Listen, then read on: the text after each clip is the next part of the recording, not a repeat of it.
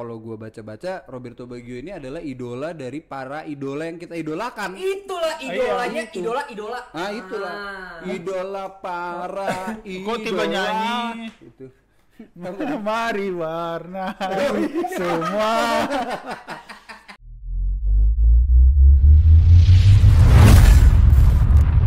Selamat datang di waktu bagian bola di segmen Joe Banding.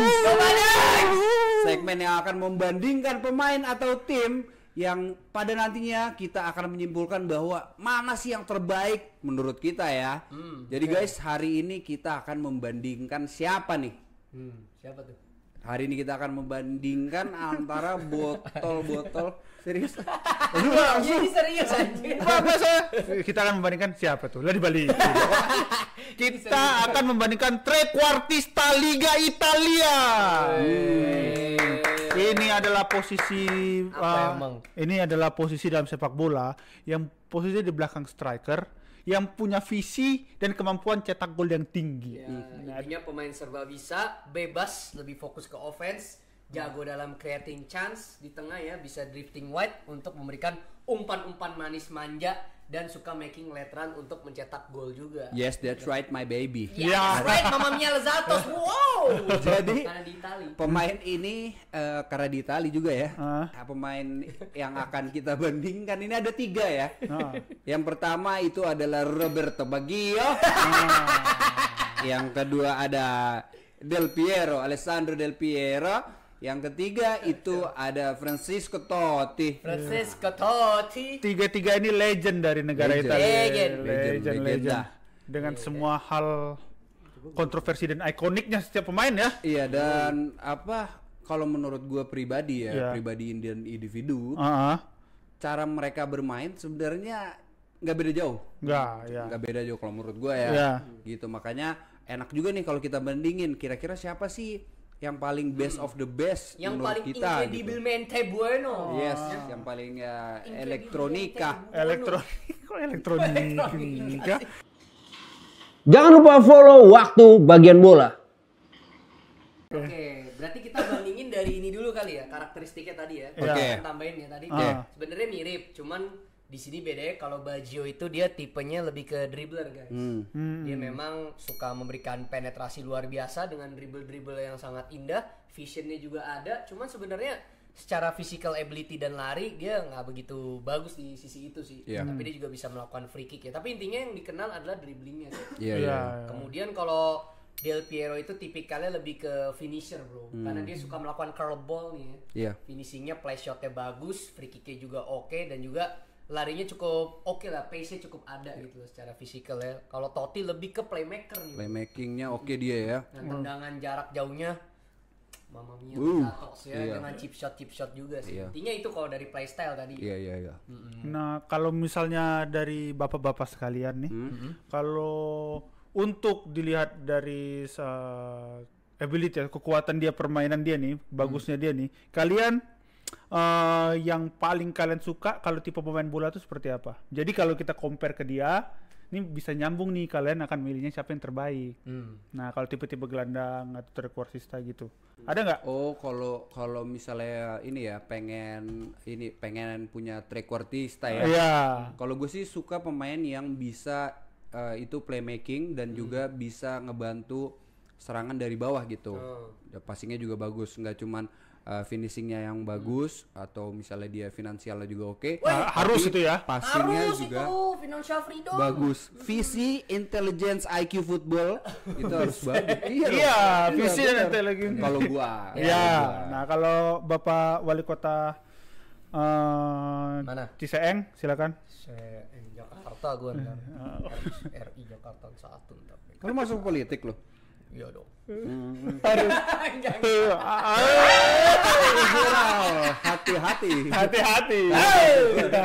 Oke, kalau saya sendiri, karena saya memang kalau tadi setuju dengan Bung Irfan bagus ya teksnya. Tapi kalau saya pribadi memiliki preferensi trequartista ini harus tipe pemain yang magical. Ini bisa menjadi faktor X ya.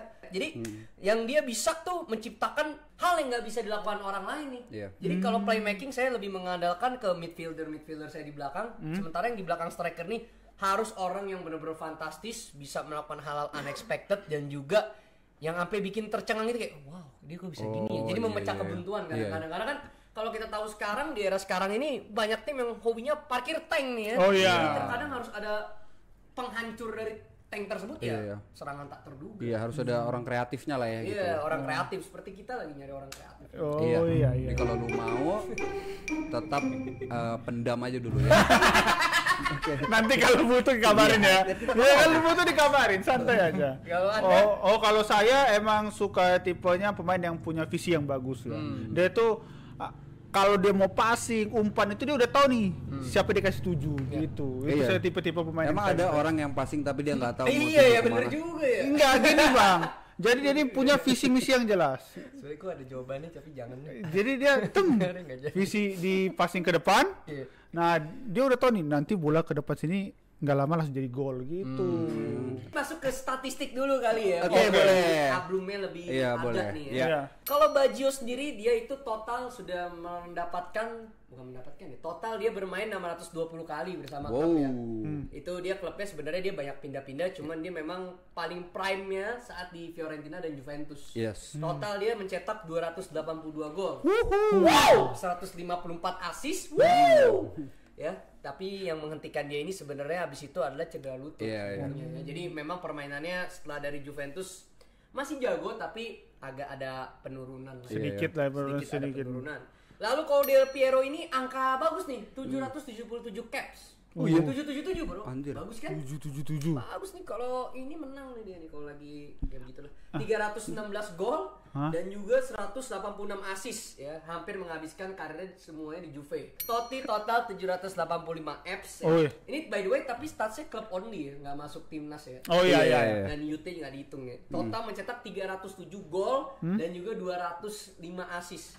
Gila nggak tuh? Gila ya, Totti juga ya. Dan juga dia hanya bermain di satu klub ya, AS Roma. AS Roma doang. Tahu ya. Lalu kita masuk ke trofi dulu nih sebelum nanti kita mulai bandingin. Oke. Dari trofi kita mengetahui yang paling unggul pasti Del Piero nih.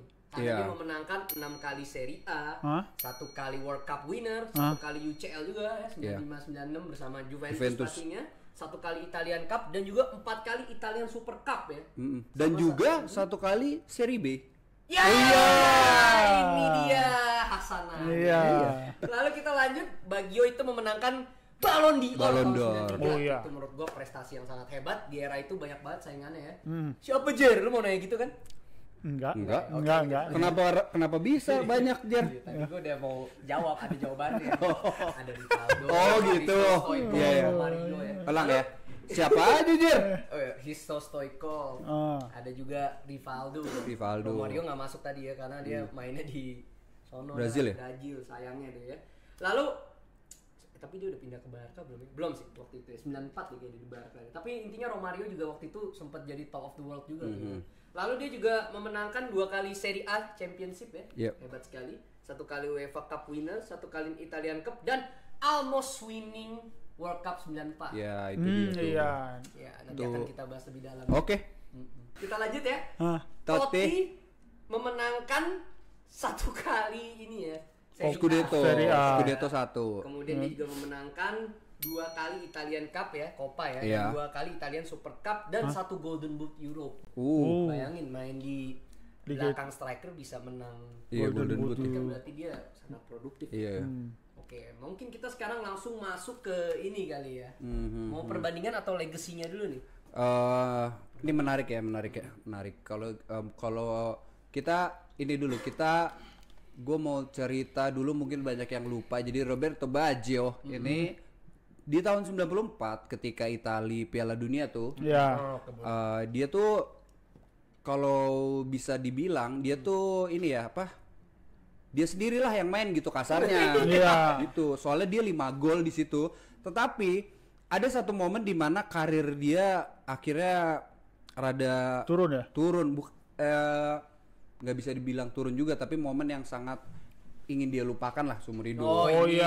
Dia jadi ketika final melawan Brazil itu, ketika penalti shootout, Baggio sebagai penendang tuh dia tuh gagal. Nah itu langsung jadi headline, The Man Who Died Standing. Dan kita lanjut berarti tadi itu legasinya ya. Dan tambahan lagi tadi ada info dia itu pernah pakai painkiller tuh pas di final main. Sebenarnya dia udah agak cedera-cedera nyut-nyutan tuh, tapi dia ya kita tahu lah bermental baja dan pengen banget menang World Cup, siapa yang nggak mau, dan akhirnya pakai painkiller tuh main agak dipaksain. Hebat ya, hebat. Respect gue. Lalu kalau Del Piero tuh kita tahu lah legasinya, dia lebih menyala pas bermain di Juventus kan ya, lama, dan yang menjadi prestasi adalah dia tidak pindah tim saat teman-temannya pada Holocaust. Pada pindah semua ya. Pindah benua semua tuh banyak tuh ya. Bahkan nggak pindah benua juga, banyak yang tetap stay di Serie A tapi ke klub lain, AC Milan ya. Dia di saat itu juga emang dia dan juga temannya Buffon gitu kan, dan juga Camoranesi, Trezeguet itu Nedved menurut gue emang mereka kesetiaannya cukup tinggi lah ya. Apalagi udah turun bisa bawa juara di Serie B, dan juga dari situ kan mulai perlahan naik di Serie A ya kan. Gitu. Dan pernah unbeaten juga di era Antonio Conte. Iya, itu betul. Itu musim terakhirnya si Del Piero tuh. Seingat gue tuh. Bener.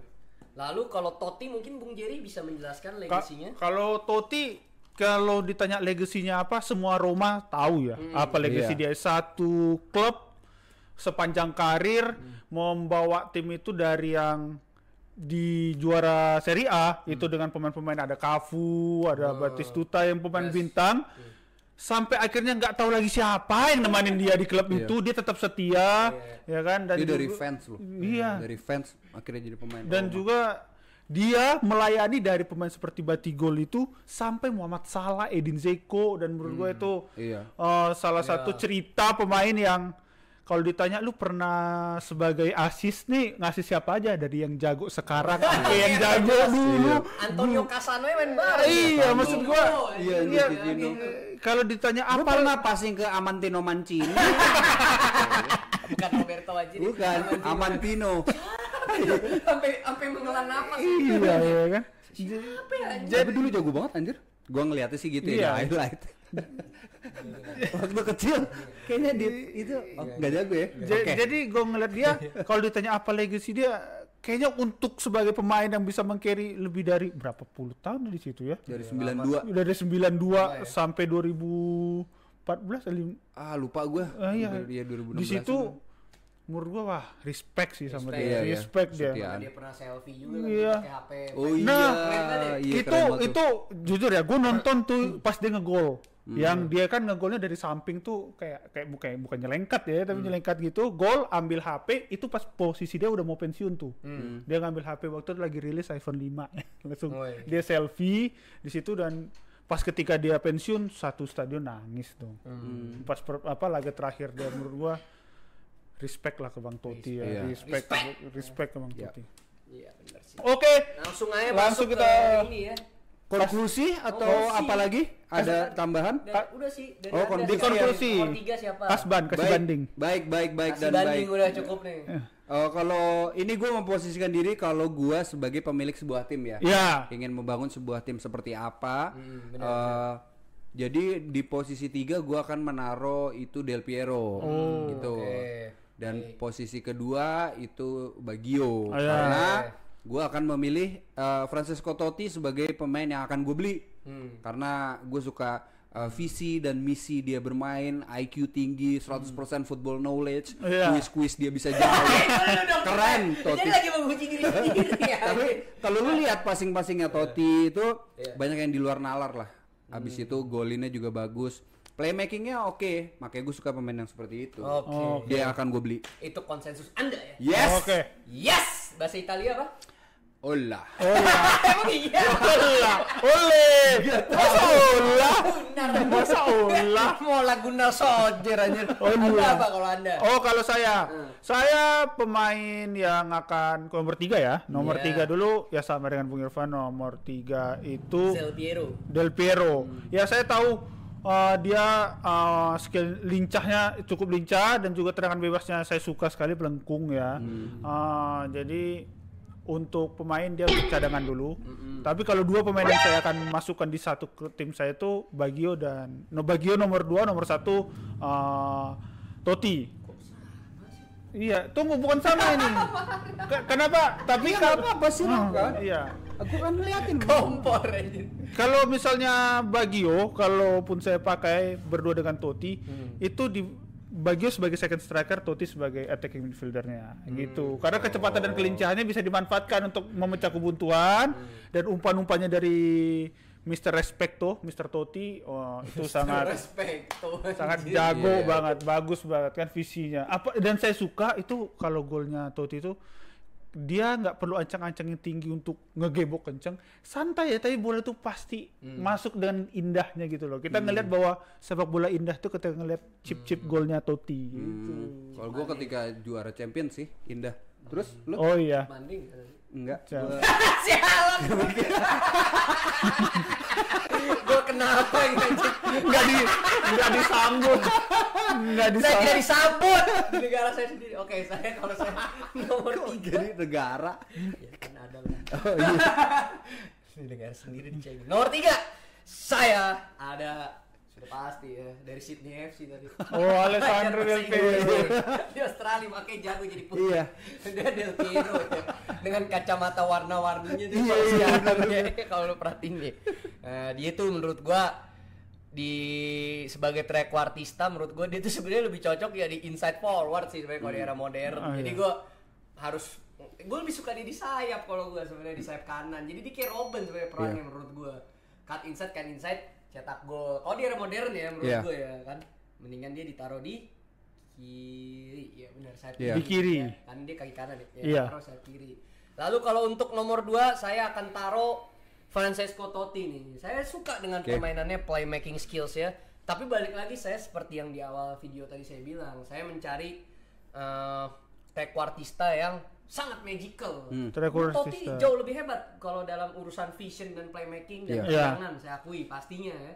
Cuman di sini nomor 1 harus saya berikan kepada Roberto Baggio tadi ya. Karena sampai detik ini saya menonton bola ya, tidak karbit-karbit ya. Itu saya tidak melihat lagi pemain seperti dia di Itali tapi ya. Iya, dan orang Itali. Orang Itali. Kalau untuk pemain ada aja, maksudnya kayak gitu magic, tapi nggak se-magical juga. Cuman ada lah tipe kayak gitu dulu ya, kalau kita lihat tuh ada sebenarnya. Cuman kalau yang se-magical dia, gue bisa hitung jari sih dari dulu. Cuman ada paling ya Maradona yang bisa carry tim sendiri. Ya sama dia sih. Mainannya kayak agak mirip-mirip kan. Dribble gila, orang dikolongin, nanti orang dikenain trik-trik, kiper digocek gitu. Sampai udah harusnya passing pun nih kalau sama Pep diteriakin tuh, passing. Enggak, gue mau gocek kiper. Emang individualis ya. Individualis, tapi memang kelemahannya saya tidak tahu apakah dia bisa cocok di sepak bola modern sekarang sebenarnya. Tapi menurut gue cukup disayangkan juga ya orang sekarang gitu, mungkin anak-anak yang sekarang gitu nggak banyak ngomongin tentang Roberto Baggio ini. Soalnya kalau gue baca-baca, Roberto Baggio ini adalah idola dari para idola yang kita idolakan. Itulah idolanya, idola. Nah itulah idola para idola. Kok tiba nyanyi? Itu. Mari warna semua. Itu dia. Jadi kan sesuai era, Bang. Iya sih. Sesuai era. Idolanya kita sekarang tuh mengidolakan mereka di pada saat prime-nya gitu. Dan mereka juga bikin podcast untuk ceritakan itu. Iya sih. Boleh dilihat di podcast Baggio. Bisa itu. Tapi iya sih. Mungkin yang jeleknya dari Baggio, dia nggak setia doang gitu. Iya, jadi itu doang lah kalau dibandingin sama Totti sama Del Piero ya. Itu poin keunggulan mereka. Kita juga ngelihat kan pas dia kalau zaman sekarang kita ngeliat highlight dia bermain bola tuh kayak orang nari gitu, kakinya bisa bersilang-silang. Iya. Berarti pada saat itu orang tuh main sepak bola nggak sampai sekarang karena pekerjaannya, karena passionnya juga. Jadi bahagia gitu loh ngeliat dia bermain. Gitu. Iya. Sampailah kita. Ada lagi? Enggak ada? Saya? Ada? Udah? Oke, jadi itu menurut kita ya, yang best of the best yang sudah kita bandingkan antara Roberto Baggio, Alessandro Del Piero dan juga Francesco Totti. Ciao Parabella.